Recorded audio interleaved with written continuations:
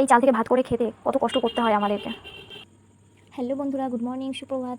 কেমন আছো বন্ধুরা? আমি তো খুব ভালো আছি। তো আমি উত্তর চব্বিশ পরগনা থেকে আমি মাম্পি বাট অমৃতা বলছি।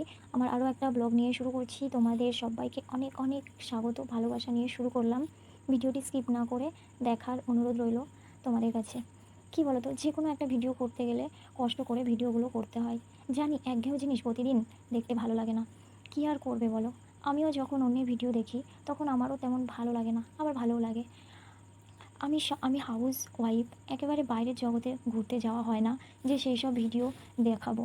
আমি বাড়ির কাজ আর আমাদের চাষের এইসব নিয়েই ব্যস্ত থাকি, তাই এইগুলো নিয়ে দেখানোর চেষ্টা করি ভিডিওর মাধ্যমে। দেখো, কথাই বলে না, কষ্ট করলে কেষ্ট মেলে। দেখো, আমরা স্বামী স্ত্রী একসাথে হাতে হাত মিলিয়ে কাজ করছি, কিন্তু কি জানো বন্ধুরা, আমরা খুব ভালো আছি। কেমন ভালো জানো? আমরা খেতে পারছি, দুমুঠো ভাত পেটে পড়লে অনেক শান্তি। ঘরের ধানের ভাত খেতে পারছি। মানে সে নয় একটু কষ্ট করতে হয়, কষ্ট করলেও গায়ে লাগে না। নাইবা আমার স্বামী চাকরি করলো, আমরা ভালো না থাকলেও আমরা খুব ভালো আছি। তো বন্ধুরা, আমার ভিডিওটি ভালো লাগলে একটা সাবস্ক্রাইব করবে। এই ভিডিওটি যারা দেখছো তাদের অসংখ্য অসংখ্য ধন্যবাদ। আর বন্ধুরা, আমার সাথে থেকো, পাশে থেকো। দেখো, কথায় কথায় মানে সব কিছুই আমার ধান সেদ্ধ প্রায় হয়েই গেল। তো দেখো, ওদিকে মাছ করতে দিয়েছি আর থালা বাসনও পড়ে রয়েছে, এখনও দুহারি হবে।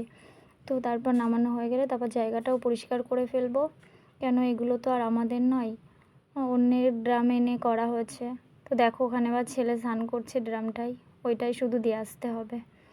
তো দেখো, আমি এবার ধান নাড়তে চলে এসেছি। আর এই রোদ্দুর, প্রচণ্ড পরিমাণে রোদ্দুর হয়েছে, আর এই রোদ্দুরেই ধানগুলো নাড়তে হচ্ছে। আর কি বলতো, ধান সেদ্ধ আমার বাবার বাড়ির থেকে আমি শিখেছি। আমার মা ধান সেদ্ধ করতো, আমি সেগুলো দেখে দেখে শিখে গেছি।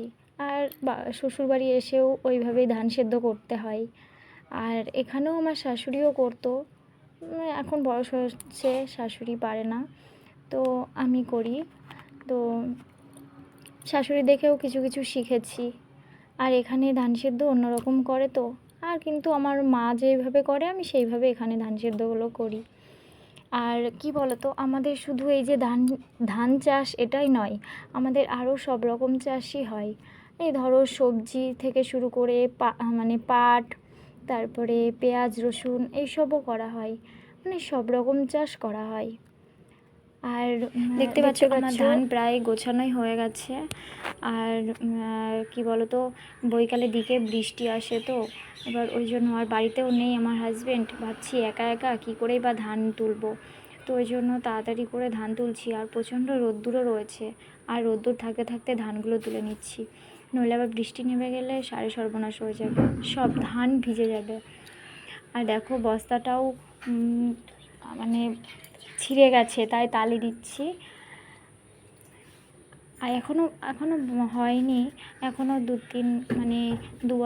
দু বস্তা নামিয়ে রেখেছি সিঁড়িতে, আর এখনও আরেক বস্তা হবে। তো এই বস্তাটা হয়ে গেলে তারপরে আমি আস্তে আস্তে সিঁড়িতে নিচে নামিয়ে রেখে দেবো। তারপরে আমার হাজব্যান্ড এসে আর কি ভাঙিয়ে নিয়ে আসবে। দেখেছো, আমি ওখানে সরিয়েই রেখেছি।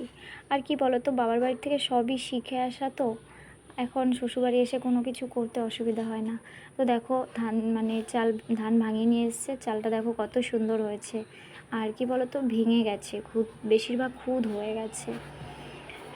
আর দেখো, এবার ড্রামে রাখা হচ্ছে, আবার রান্নার সময় আবার ঝাড়তে হবে, ঝেড়ে টেড়ে নিয়ে আবার রান্না করতে হবে। আর কি বলতো, আমি তেমন ঝাড়তেও পারি না। তো এখনকার মতো ভিডিওটি সমাপ্ত, নিয়ে আসছি পরের ভিডিওতে, দেখা হচ্ছে। বাই বাই, সবাই ভালো থেকো, সুস্থ থেকো। দেখেছো, আর আমি ভাতটা করে ফেলেছি, দেখো ভাত